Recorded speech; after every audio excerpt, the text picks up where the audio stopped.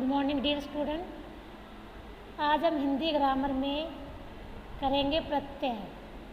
प्रत्यय क्या होते हैं? तो सबसे पहले तो देखो, ये प्रत्यय जो शब्द है, जो प्रत्यय शब्द है, ये दो शब्दों से मिलकर बना है। इस प्रत्यय में कितने शब्द हैं? दो शब्द हैं। तो ये किससे मिलकर बना है? दो शब्दों से मिलकर बना है। इसमें सबसे पहला है प्रति प्लस अय। इसका हम अगर संधि विच्छेद करें, इसको अलग करें, तो ये दो शब्द बनते हैं इसमें, प्रति प्लस अय। ये ई और ये ए, ई और ए, इन दोनों को अगर मिलाएंगे तो बनेगा यह। अब देखो, इसमें आ गया प्रय, इसमें से ई बाहर निकल गई, तो यहाँ बच गया हमारा स्वर रहित तय, बिना स्वर के, यानी कि आधा अक्षर।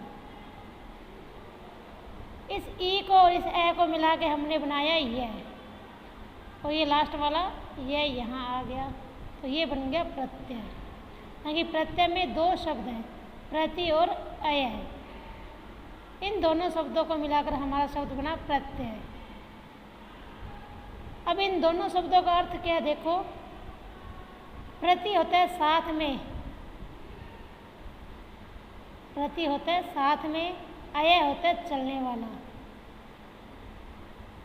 प्रति का मतलब साथ में, लेकिन जब हम इसका शब्द बनाएंगे तो उसका ये क्या लगेगा? साथ में तो चलेगा, लेकिन ये शब्द के बाद में लगेगा, यानी कि साथ में पर बाद में चलने वाला या लगने वाला। अय का अर्थ होता है चलने वाला या लगने वाला। तो प्रत्यय का अर्थ क्या हुआ? जो शब्द के पीछे लगकर, कोई भी शब्द है उसके अगर पीछे, जैसे प्रति, इसके पीछे हमने अय जोड़ा, तो ये बन गया प्रत्यय। तो ये जो अय लगा, ये क्या है? हमारा प्रत्यय शब्द है। तो जो शब्द के पीछे लगकर एक नए शब्द का निर्माण करे, एक नए शब्द की रचना करे, तो वो कहलाते हैं हमारे प्रत्यय। क्या होते हैं प्रत्यय? प्रत्यय होते शब्दांश। ये पूरा शब्द नहीं होता, इसमें शब्द का अंश होता है। इसमें क्या होता है? शब्द का अंश। ये पूरा शब्द नहीं न होकर क्या होता है? उसमें शब्द का अंश होता है। और ये प्रत्यय क्या होते हैं? शब्द के बाद में लगते हैं, यानी कि शब्द के अंत में लगते हैं ये। और जब ये अंत में लगकर एक नए शब्द का निर्माण करते हैं, तो उनके अर्थ में क्या आ जाता है? परिवर्तन आ जाता है, बदलाव आ जाता है। तो प्रत्यय की सही परिभाषा क्या है? देखो, कि वे शब्दांश, कि जो शब्दांश किसी शब्द या धातु के अंत में जुड़कर नए शब्द का, धातु के अंत में जुड़कर उसके अर्थ में परिवर्तन ला देते हैं, क्योंकि नया शब्द बनेगा तभी क्या होगा? उसके अर्थ में परिवर्तन होगा। तो वे क्या कहलाते हैं? प्रत्यय कहलाते हैं। जो पहले उपसर्ग करवाए थे, उपसर्ग में क्या होता है? उपसर्ग तो शब्द के आगे जुड़ते हैं। जैसे मान लो शब्द है हमारा सम्मान, इसके आगे हमने ए उपसर्ग लगा दिया, तो क्या बना? ये ए समान, नया शब्द भी बन गया और इसका अर्थ भी क्या हो गया? चेंज हो गया। इसके अर्थ में भी क्या आ गया? परिवर्तन आ गया। तो जो उपसर्ग होते हैं वो शब्द के आगे लगते हैं, और जो प्रत्यय होते हैं वो शब्द के पीछे। जैसे फल प्लस वाला, तो ये तो एक शब्द का अंश है फल। इसके पीछे हमने एक और प्रत्यय जोड़ा, वाला प्रत्यय, तो ये बन गया हमारा फल वाला। अब फल तो इसमें सभी फल आ जाएंगे, लेकिन फल वाला इसका अर्थ क्या होगा? इसका होगा फल बेचने वाला।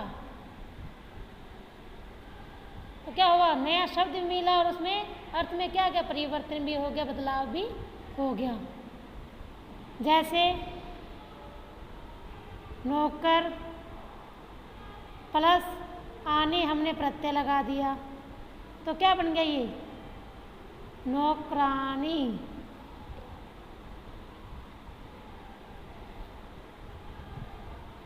लिख प्लस आवट प्रत्यय लगा दिया, तो क्या बन गया ये? लिखावट।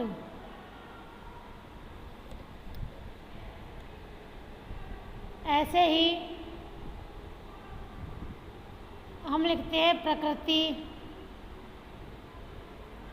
हमने इसके पीछे इक प्रत्यय लगा दिया और कहा कि इसका नया शब्द बनाओ, तो क्या बना ये? प्राकृतिक। अब ये आ की मात्रा कैसे आई? अगर यहाँ छोटी ई या बड़ी ई से कोई प्रत्यय बना है, कोई प्रत्यय अगर छोटी ई या बड़ी ई का है, तो वो ए का क्या हो जाएगा? आ बन जाएगा। ऐसे क्या बन जाएगा? वो आ बन जाएगा। जहाँ ए की मात्रा है वहाँ क्या? आ की मात्रा हो जाएगी। जैसे समाज प्लस इक, तो क्या बना इसका? सामाजिक। इक प्रत्यय में ही ऐसा होता है कि ए जो हमारा जो शब्द है उसका जो प्रथम अक्षर है, अगर वो ए है तो क्या बन जाएगा? आ बन जाएगा। ए का क्या बन जाएगा? आ बन जाएगा। ये प्रत्यय के कुछ नियम हैं। ऊपर हमने किया नौकर प्लस आनी, तो वो सीधा ही बन गया नौकरानी। फल प्लस वाला, फल वाला। लेकिन इक प्रत्यय में क्या होता है? ए का क्या बन जाता है? आ बन जाता है।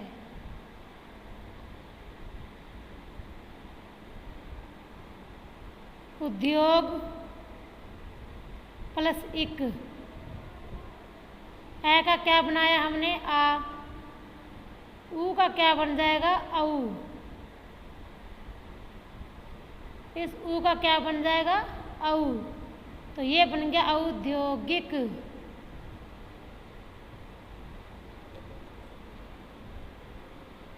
ऊ का औ, ए का आ बन जाएगा। इन नियमों को सिर्फ एक प्रत्यय में थोड़ा सा आप लोगों को ध्यान में रखना होगा कि ए का आ बनेगा और ऊ का औ बनेगा, चाहे यहाँ छोटा ऊ हो चाहे बड़ा ऊ। जैसे अब देखो इतिहास प्लस इक, तो ये बनेगा ऐतिहासिक। तुम ये अपनी नोटबुक में नोट कर लो भी, इक प्रत्यय जब भी लगे तो ए का क्या होगा? आ होगा। ई का ए हो जाएगा, ऊ का औ हो जाएगा। ये इतना तुम्हें याद रखना है कि इक प्रत्यय में जब भी नया शब्द बनाओ, ए का क्या हो जाएगा? आ, ई का ए, ऊ का औ हो जाएगा।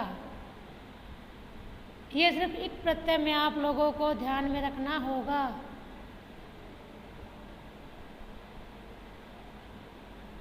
अगर यहाँ आ है तो वो आ रहेगा, यहाँ बड़ी ई है तो भी ई बनेगा, बड़ा ऊ है तो भी औ ही बनेगा। प्रत्यय में ये चीज़ें एक प्रत्यय में ध्यान करने लायक है। तो आगे देखो कि वे शब्दांश कि जो शब्दांश किसी शब्द या धातु के अंत में जुड़कर उनके अर्थ में परिवर्तन ला देते हैं वे क्या कहलाते हैं? प्रत्यय कहलाते हैं। क्या कहलाते हैं वे? प्रत्यय कहलाते हैं। जैसे मैंने आपको बताया ही, समाज प्लस एक सामाजिक,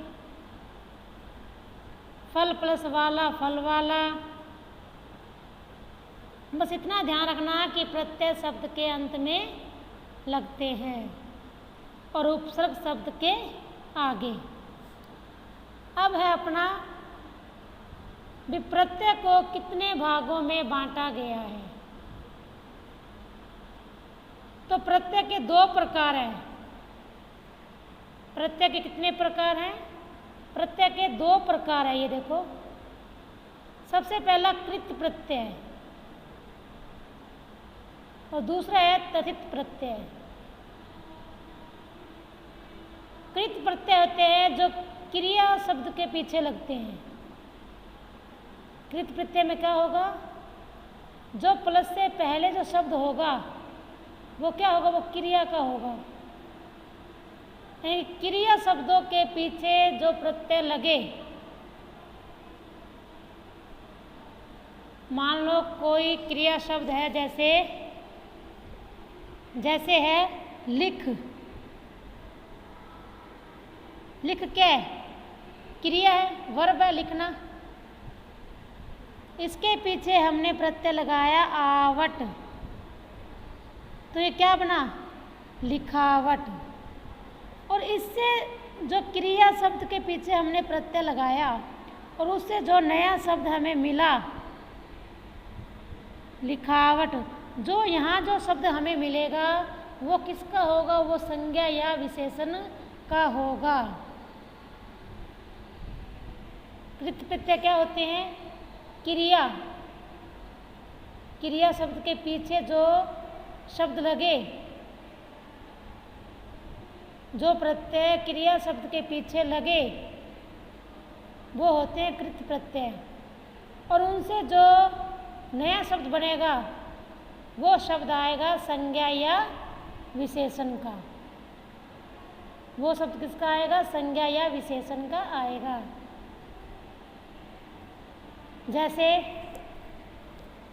जैसे है थक। कौन सा शब्द अपने पास? थक प्लस आन प्रत्यय लगा दिया हमने।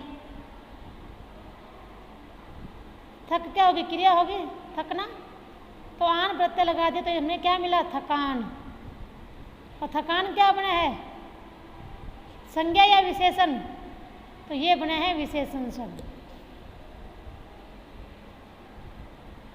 इसमें क्या होगा? क्रिया प्लस क्या होगा?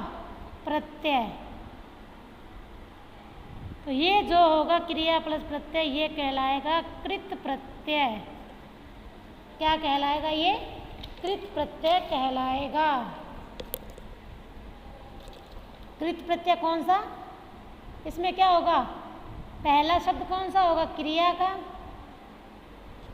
और उसके अंत में जो प्रत्यय लगेगा, तो इन दोनों को मिलाकर जो शब्द मिलेगा वो होगा संज्ञा या विशेषण का। संज्ञा या विशेषण का वो शब्द हमें मिलेगा। नया शब्द जो मिलेगा वो हमें संज्ञा या विशेषण का मिलेगा।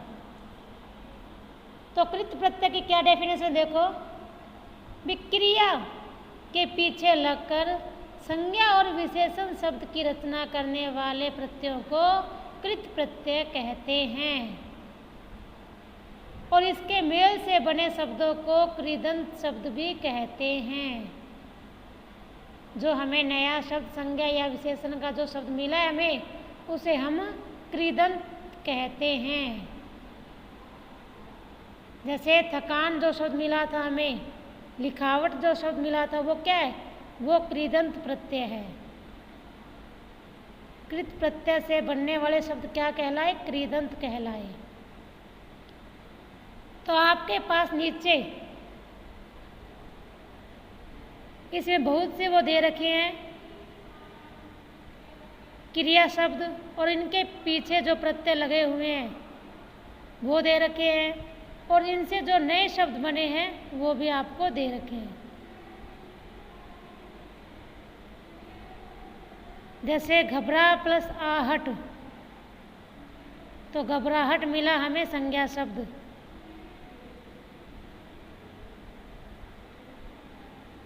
चिल्ला प्लस आहट चिल्लाहट। दिख प्लस आवा दिखावा। ये सभी क्या है? ये सभी कृत प्रत्यय है। ये सभी क्या है? कृत प्रत्यय है। दूसरा प्रत्यय अपना है, पहला तो था कृत प्रत्यय, दूसरा अपना है तदित प्रत्यय।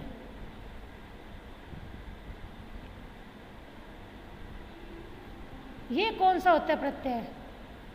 इसमें तो क्या होती है? क्रिया होती है, और इसमें जो होता है पहला शब्द संज्ञा या विशेषण,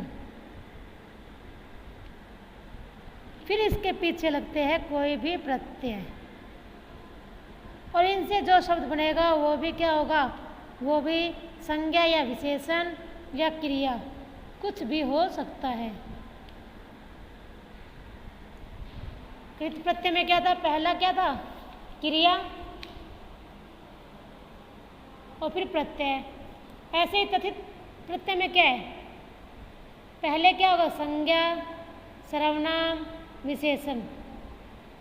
प्लस से पहले क्या हो जाएंगे? तीनों में से कोई भी शब्द हो सकता है। संज्ञा, सर्वनाम या विशेषण, इन तीनों शब्दों के जो पीछे लगेगा और नया शब्द बनेगा वो कहलाएगा हमारा तथित प्रत्यय। जैसे मान लो विशेषण है मूर्ख। मूर्ख क्या है? विशेषण है। इसके पीछे हमने ता प्रत्यय लगा दिया, प्लस ता प्रत्यय लगा दिया, तो क्या बना? मूर्खता। क्या बना? मूर्खता। सुंदर प्लस ता सुंदरता। ये तो हो गए विशेषण। मान लो कोई संज्ञा शब्द है, कोई संज्ञा शब्द है सोना, प्लस ये क्या है? संज्ञा। इसके पीछे हमने प्रत्यय लगाया आर, तो हमारा बना ये सोना प्लस आर सुनार। मूल शब्द क्या है? मूल शब्द क्या है? सोना। आर क्या है? प्रत्यय। तो नया शब्द क्या बना हमें? सुनार। अब तुम्हें कहा जाए भी सुनार में से मूल शब्द और प्रत्यय अलग करो, तो सुनार किससे बना? सोने का काम करने वाला, तो सोने से क्या बना? सुनार। ऐसे ही लुहार, तो लुहार कौन होता है? लोहे का काम करने वाला, तो लोहा प्लस ये आर अलग कर दो, लोहा प्लस आर लोहार। पूछा जाए भी दुखिया में कौन सा प्रत्यय है? दुखिया, तो मूल शब्द क्या हुआ अपना? ये है अपने पास दुखिया। पीछे से देख लो ई की मात्रा है ये या, क्योंकि या तो क्या हो गया? प्रत्यय हो गया। इसमें कौन सा शब्द बच गया अब? दुख। मूल शब्द दुख ही है हमारा, दुख प्लस इया दुखिया। मुख प्लस इया मुखिया। तो आपको शब्दों को जोड़ना भी आना चाहिए, और आपको अगर मूल शब्द दिया हुआ है तो उसको अलग करना भी आना चाहिए, यानी कि विच्छेद करना भी आपको आना चाहिए। ये है तथित प्रत्यय। संज्ञा, सर्वनाम, विशेषण आदि शब्दों के पीछे लगकर नए शब्दों की रचना करने वाले प्रत्ययों को तद्धित प्रत्यय कहते हैं। तो ये थे आपके प्रत्यय। प्रत्यय जो शब्द के पीछे लगते हैं। प्रत्यय दो प्रकार के हैं, कृत और तथित। कृत जो प्रत्यय होते हैं वो क्रिया शब्द के अंत में लगते हैं। पहला शब्द क्रिया का होगा और उसके अंत में जुड़ेंगे जो, वो कहलाते हैं कृत प्रत्यय। और तथित जो प्रत्यय होते हैं वो संज्ञा, सर्वनाम, विशेषण शब्दों के पीछे लगते हैं और नए शब्दों की रचना करते हैं। जैसे बालकपन, तो बालक प्लस पन। ये आपके प्रत्यय। एक बार फिर सुन लो। उपसर्ग क्या होते हैं? शब्द के आगे लगते हैं और प्रत्यय शब्द के पीछे। तो आप अपनी बुक में से जितने भी अभ्यास दे रखे हैं उपसर्ग और प्रत्यय के, उन अभ्यास प्रश्न पत्र को अपने आप करने की कोशिश करना। और जितना तुम उसको करोगे तुम्हें उतने ही जल्दी उपसर्ग और प्रत्यय याद होंगे, उतनी ही जल्दी आपको समझ में आएंगे। धन्यवाद।